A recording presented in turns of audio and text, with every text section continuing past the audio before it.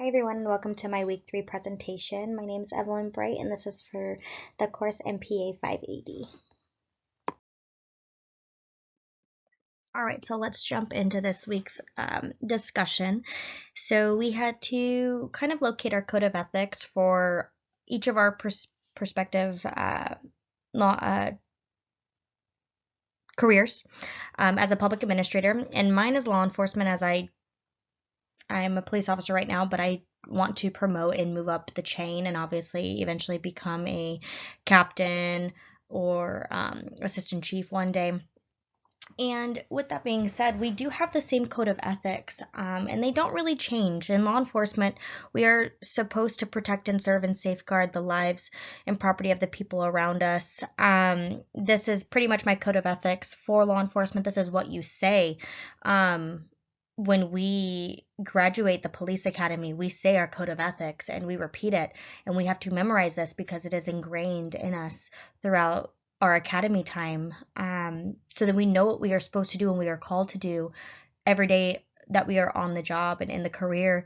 And it's amazing to think that I'm now 5 years into my career in law enforcement, and I still uphold these code of ethics as they are literally my little book that I hold on to dearly. And especially with my new position in mental health, is I hold these code of ethics very, very close to my heart, and morally I hold them probably the highest thing that I do in my job, because I protect and serve, and I do my best to be as human with everybody as possible, because mental health is the most craziest thing out there, that isn't talked about enough. And so this, like I said, this is the code of ethics.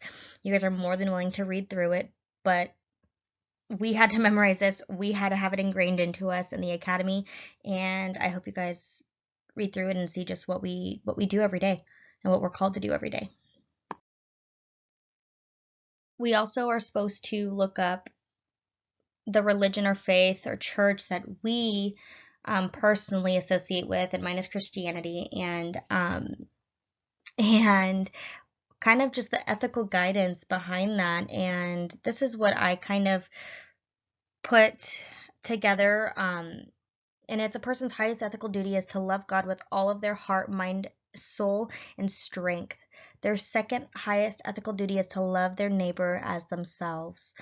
For Christians, this is fulfilling the moral aspect that take place with the law of Christ, and this is the obedience that we have to do, the submission and the teachings of His Word, and really just very moral values, very ethical, and it kind of ties into law enforcement, which is crazy.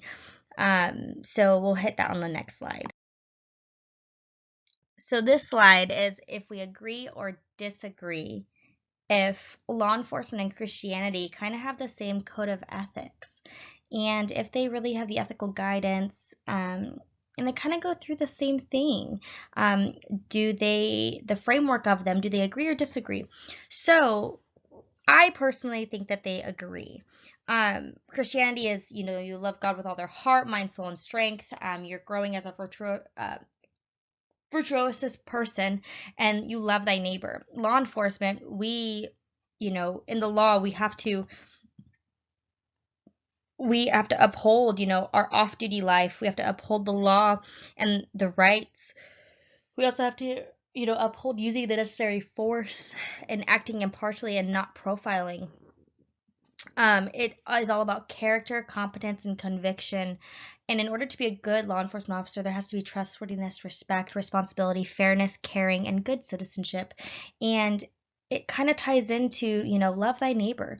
We are supposed to care about people. We are supposed to have fairness towards people, because also in Christianity, God has called us to do that. God has called us to love them regardless of if they are sinners or not.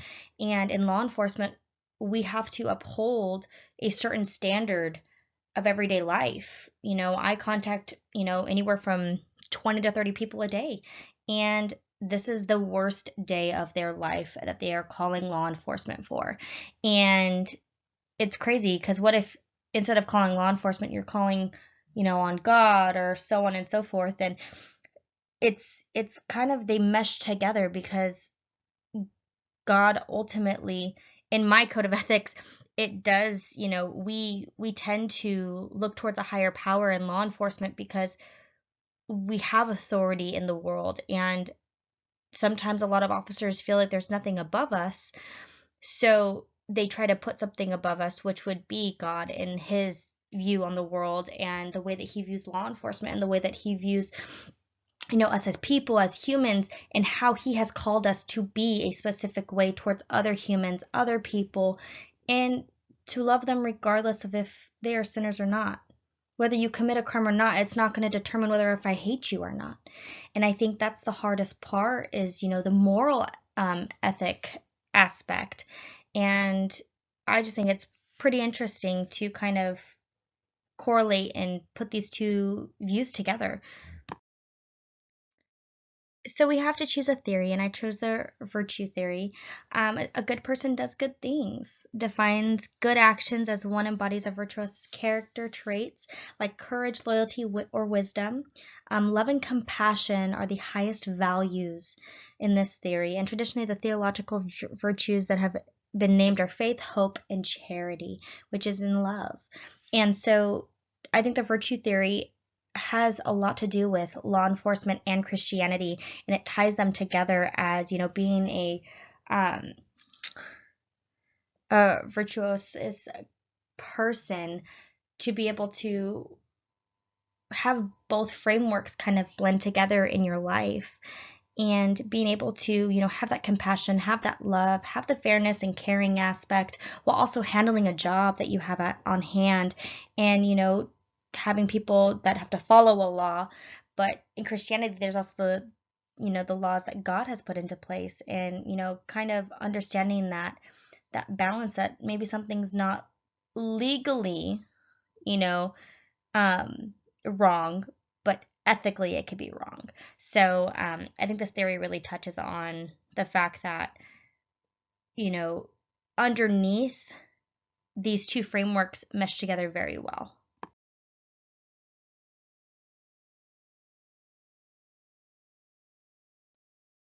All right. Thank you guys for listening to my presentation. I hope you guys enjoyed it, and I cannot wait to hear some of your guys' presentations.